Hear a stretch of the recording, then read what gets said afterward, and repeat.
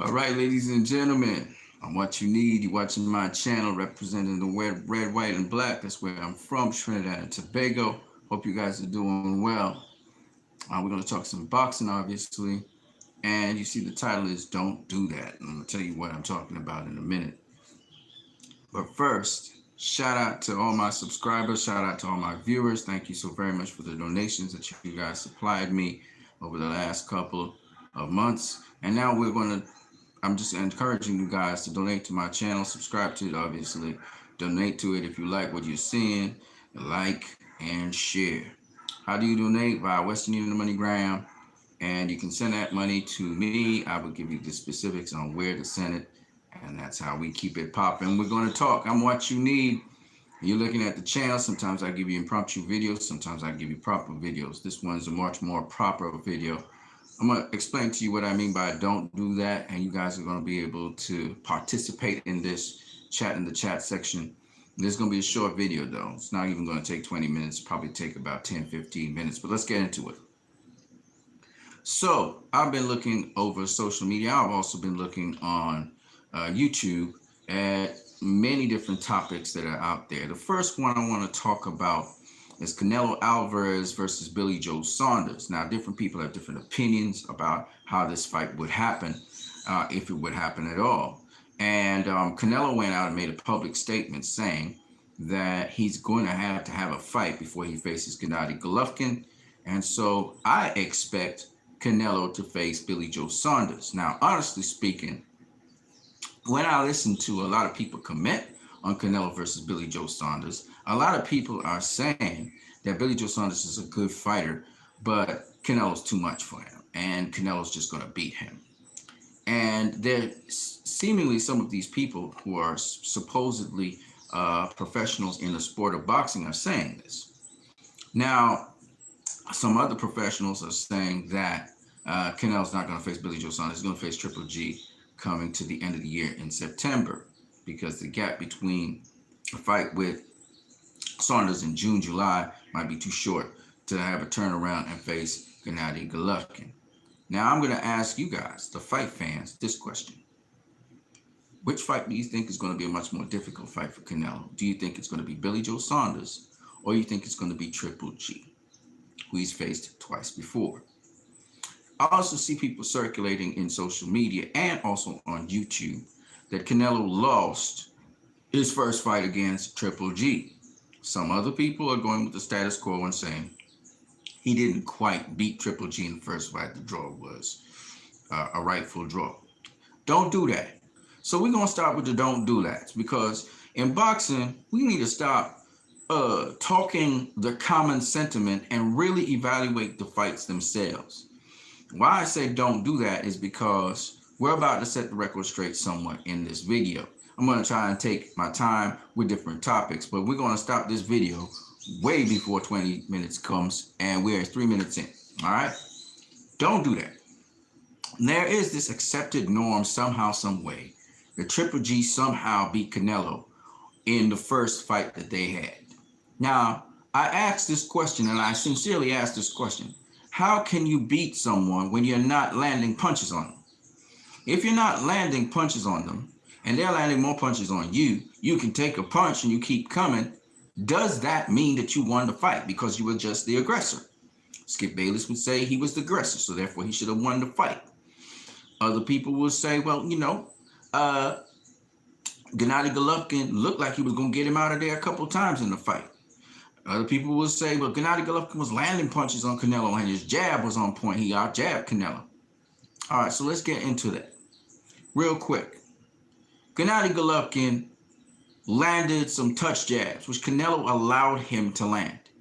To show how ineffective those jabs were, when Gennady Golovkin, which the jabs would have found range, set up power shots, when Gennady Golovkin tried to throw power shots, what happened? He missed. 2.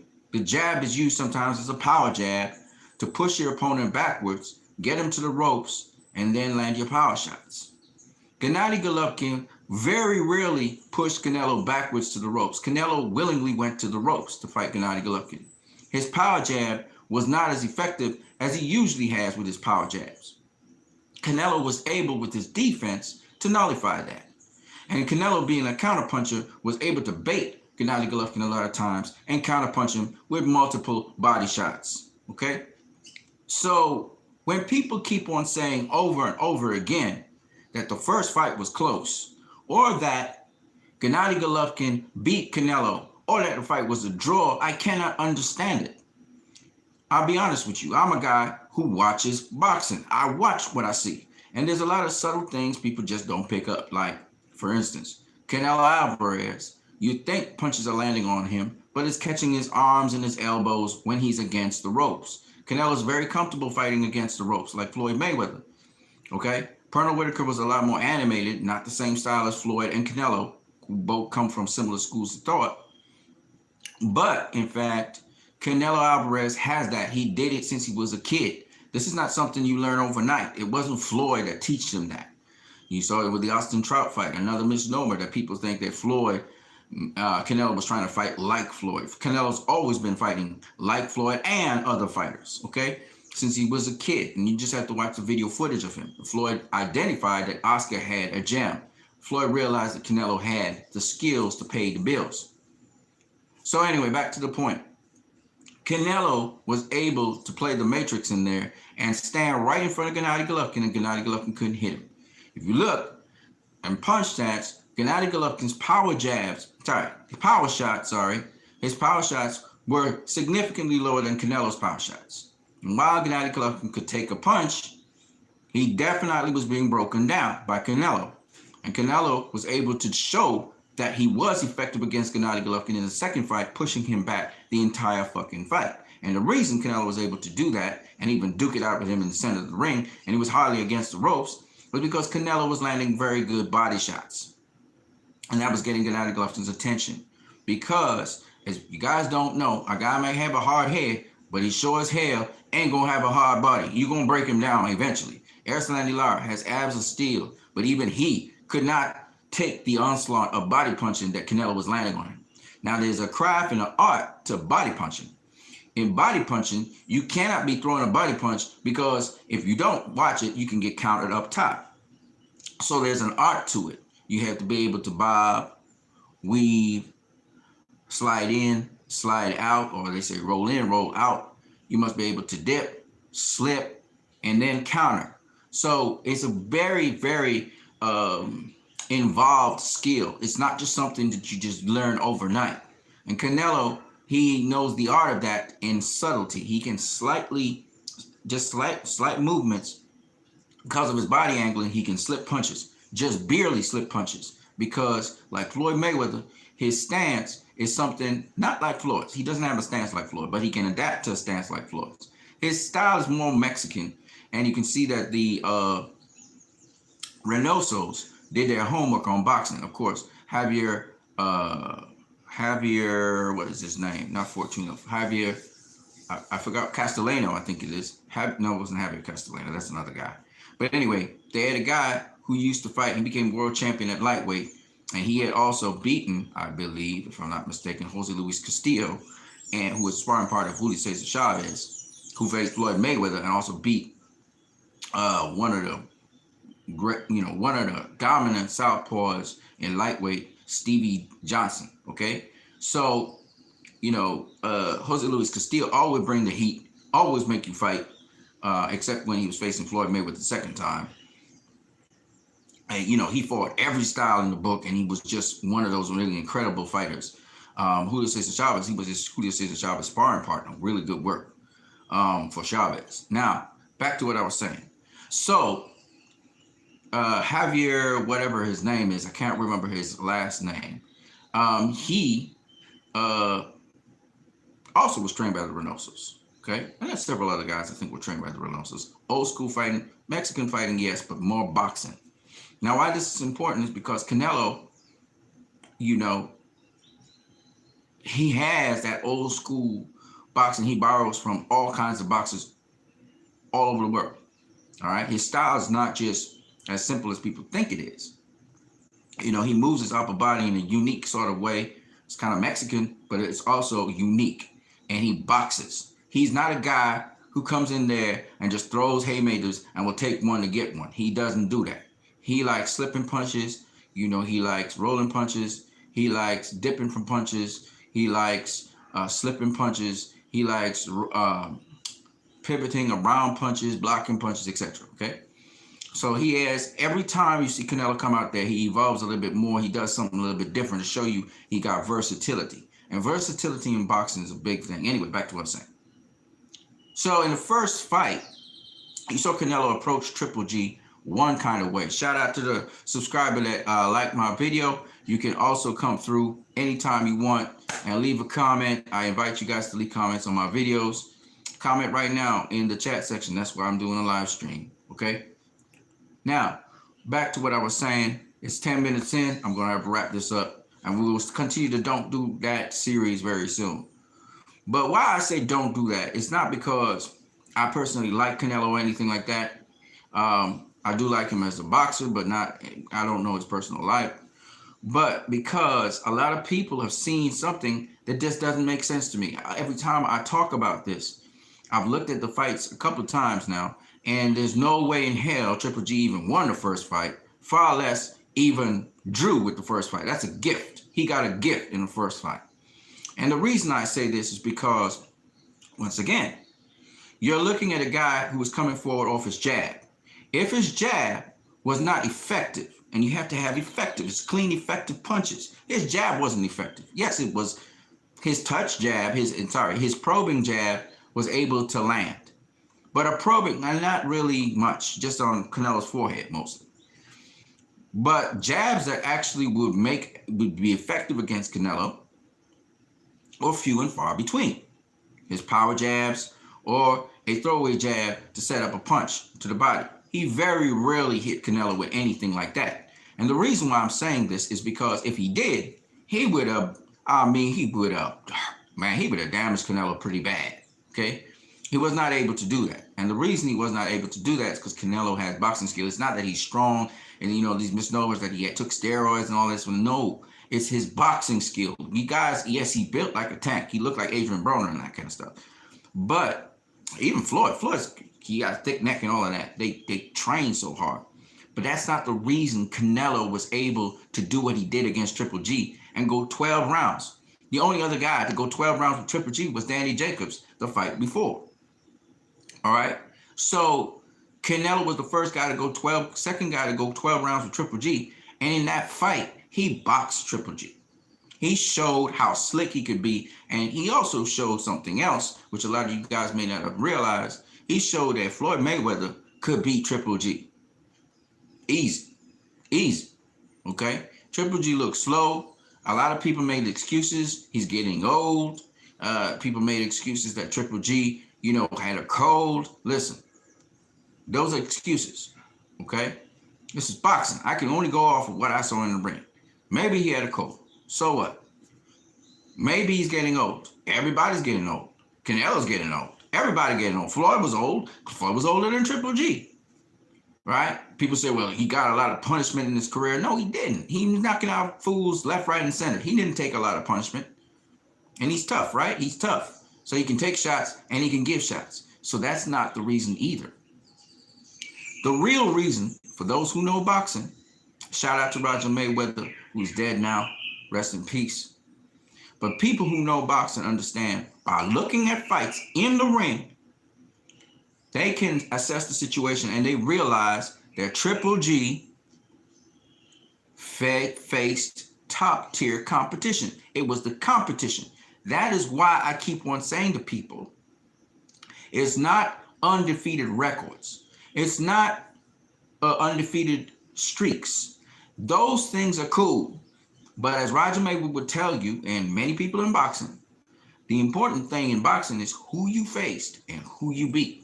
That's why Julio Cesar Chavez was one of the greatest Mexican fighters of all time. Yeah, he had stay busy fights in between, but look at the guys he faced. Look at the guys he beat. And even if he didn't beat the guys he faced, look at the guys he faced that he lost to. Okay? This is important in boxing. So Triple G had not faced that level of competition. He never faced a guy like Danny Jacobs on Danny Jacobs' level. And he hadn't faced a guy on Canelo's level. And he finally did. When he didn't look as spectacular, and he didn't get the knockouts people were expecting. And even his boxing didn't look like he separated himself like with David Lemieux. And David Lemieux had some good boxing skill. I looked at the fight again, but he separated himself from David Lemieux. You know, he separated himself from Daniel, the Australian guy, right? He separated himself from that guy. I forgot what his name, Danny something, right? He separated himself from the undefeated fighters who came up and coming and were really, exciting fighters. He separated himself from them and he stopped them.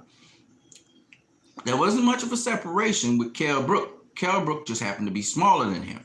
Now that's an excuse because it's boxing, and if you decide to go up to middleweight and face a middleweight, then you got to be ready for that. So it's really not fair to say that Kell Brook was too small for him. Like people would say Amir Khan was too small for Canelo.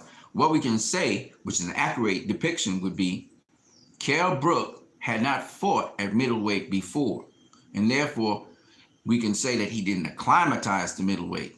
And to face that kind of middleweight, and he hadn't fought at middleweight before, it holds for a special set of skills, because Canelo, who was one weight class above Kell Brook, he went straight up and faced Triple G, right?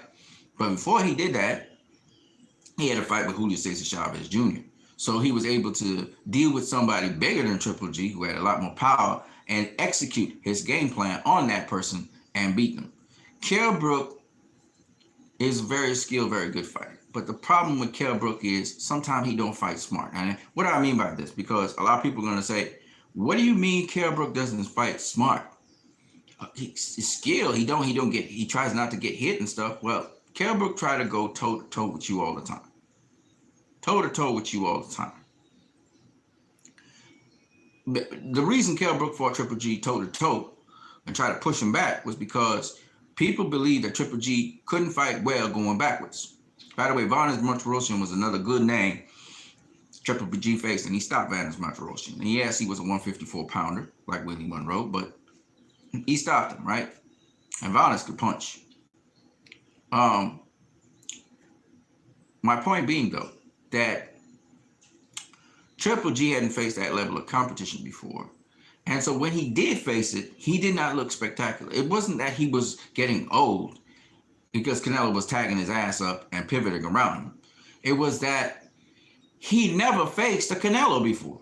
He'd never faced a Danny Jacobs before. He wasn't old. When he went back and he faced Steve Rose, he looked spectacular. Steve Rose caught him with a couple shots, just like Willie Monroe did, right? Remember Willie Monroe, who fought and caught him with a couple shots?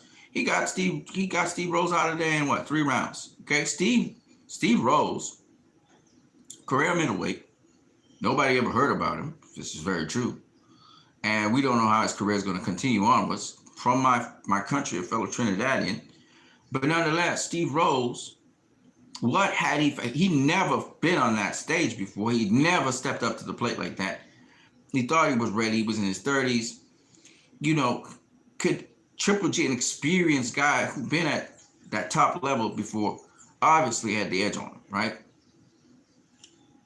So when you look at it, he didn't struggle with Derevyanchenko. But Derevyanchenko, again, he never faced a Derevyanchenko before in his life.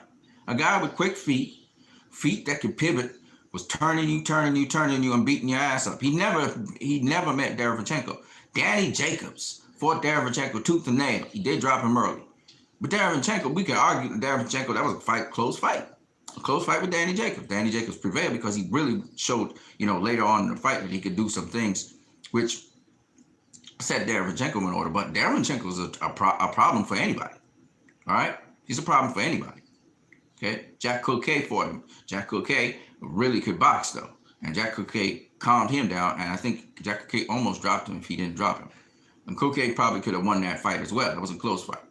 My point anyway is this, that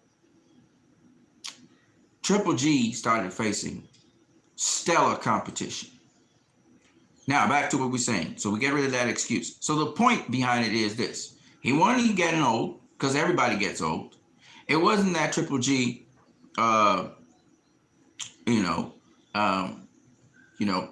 they say he had a cold, because in the second fight he was backed up.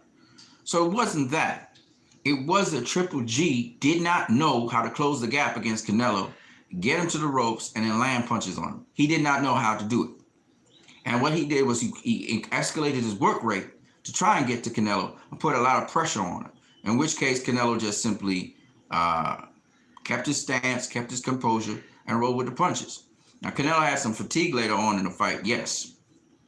But nonetheless, Canelo handled Triple G, and down to the final bell, he threw the last punch, okay? And he deserved to win that fight because he won most of the rounds of the fight to start with. And second, he was outboxing Triple G. He made Triple G miss almost the entire night. And Triple G had a good 9th round, but that was about it. You know, Triple G caught him a little bit in the 12th round. Canelo just made the adjustment, and that was that. So at the end of the day, Triple G lost to Canelo that first fight. And in Canelo's mind, he lost to him. And Canelo knows that. Canelo was like, man, they robbed me. And they did. They robbed him of his fight. And Adelaide Bird was 100% correct in that Adelaide Bird got it right. Canelo won that fight. And he won it convincingly. But because of the sentiment and that a lot of Triple G fans were in there and it was so pro Triple G, people still have not seen that fight straight. And this is coming from me, what you need. They have not seen that fight straight. And still a lot of people say, oh, it was a close fight. It wasn't close. It wasn't close, ladies and gentlemen. There was one guy throwing and missing, and there was another guy who was counterpunching his ass up all night. Counterpunching him all night. He didn't have the activity like the other guy. The other guy had more activity than him. But every time he threw, he almost guaranteed he would land. He didn't have the power like the other guy, but he sure was accurate, and you got to count that for something. Now, back to what I was saying about the last thing I got to say about this fight before I move on. Oh, it's 22 minutes. Wow. Okay. The last thing I want to say, and that's why I said people don't do that. Canelo Alvarez versus Triple G. That first fight sparked the second fight, of course. What was amazing to me is Canelo's face came out of that fight clean. Triple G's face was lumpy, okay? Showing that Canelo was working his head, working the body. Canelo realized that Triple G doesn't like body shots. Try to protect his body. Because of the assumption that Triple G somehow won that fight, I don't know how. First of all, let me ask this question to all you guys. Triple G's a knockout. Now, it doesn't mean he's going to knock out everybody. He dropped Danny Jacobs. Why didn't he at least drop Canelo? Why? You can't drop someone who you can't catch. He couldn't catch Canelo with a shot. He tried to set him up and get him with a good shot. Couldn't catch him. Triple G had a lot more power than Canelo. Was a big, people saw it in the weigh-in, visibly bigger than Canelo in that fight. Canelo looked like a little boy compared to Triple G. So why didn't Triple G knock out Canelo? Let's go back to what we were saying. So the question to you guys is, which fighter is more of a challenge for Canelo at this point in time? Is it Billy Joe Saunders or is it Triple G? Right? People have clowned Billy Joe Saunders. They call him Billy Ho Sanders and all that kind of stuff. But the one thing they can't clown is boxing skill. That boy got skill. And so, contrary to what popular opinion is, and you hear me, what you need, say this over and over again, that is going to be a tough-ass fight for Canelo. That's my opinion. It's going to be tough because Billy Joe Saunders is a thinking fighter in there. He ain't not Triple G. He not just working off a jab. No. And he's southpaw. And I've said it, and I'll say it again. Billy Joe Saunders was supposed to face Demetrius Andrade, and then the drug incident happened. And because of that, Billy Joe Saunders did not face Demetrius Andrade. I was salivating about that fight. I wanted to see that fight. But the point behind it is this. If Billy Joe Saunders was going to face up to Demetrius Andrade, how many of you believed that one or the other guy would have won that fight? It'll pick them 50-50. Now, all you people who are Demetrius Andrade fans who say Canelo need to face Demetrius Andrade, now y'all going on the bandwagon. I was the first to say it. And a couple other people, and we did polls and we saw. But all y'all Demetrius Andrade fans out there, A lot of y'all will say, well, Demetrius Andrade can beat Canelo. Then why can't Billy Joe Saunders, who has been campaigning in the 168? Big enough, solid guy. Has problems with weight, and even now. So my point is this. Billy Joe Saunders is going to rise to the occasion against Canelo if he gets to fight against Canelo. And it's going to be a tough-ass fight for Canelo. I mean, Canelo did face Danny Jacobs and showed how much skill he had. But I still think it's going to be a tougher fight than people think. Because Billy Joe Saunders, like Danny Jacobs, can do a number of different things. He can fight at almost any range. Okay? And he is a student of the sport of boxing. The only thing I wonder is his endurance. How's his conditioning going? But other than that, Billy Joe Saunders, he steps up to the plate. He's going to bring it. He's done his best performances against Chris Eubank Jr., Andy Lee. Just recently there's some guy who was a champion at 168, a WBO champion. My point is, David Lemieux, okay? He's had great performances against guys. He can rise to the occasion like Tyson Fury can. So I'm just saying, Billy Joe Saunders, what the Canelo camp need to do is watch to see Billy Joe Saunders' camp is cheating, though. They need to keep an eye out for him because them boys, they cheat every now and then. That's the thing I don't like about it. Even Tyson Fury, he cheat. I don't like that. So all I'm saying to you guys is, don't say that. Don't say that Billy Joe Saunders or Billy Ho Saunders, you guys like to say, he's just a step over for Canelo. He's not. All right, he's not a step over for Canelo. That's not a gimme fight. All right? So that's what I got to say for now. We're going to continue with Don't Do That, the series. And you guys who want to talk and comment, feel free to do so on what you need. Watch my channel. Peace out.